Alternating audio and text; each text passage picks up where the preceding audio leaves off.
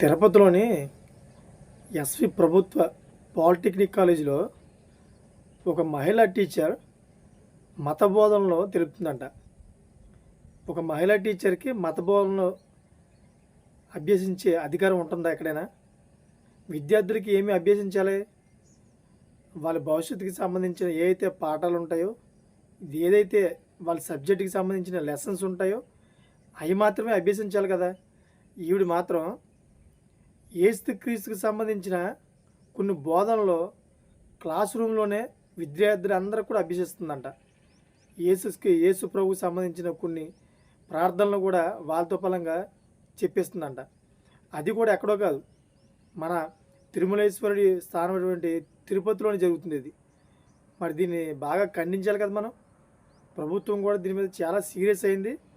అయితే ప్రభుత్వం వెంటనే అక్కడ ఉన్నటువంటి ఆ టీచర్ని సస్పెండ్ చేస్తూ ఉత్తర్వులు జారీ చేసింది.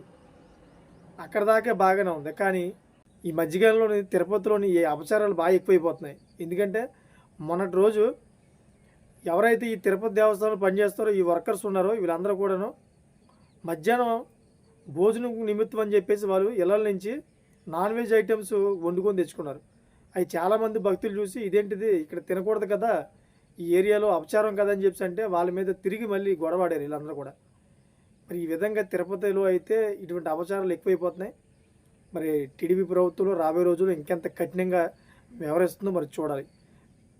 Thank for watching.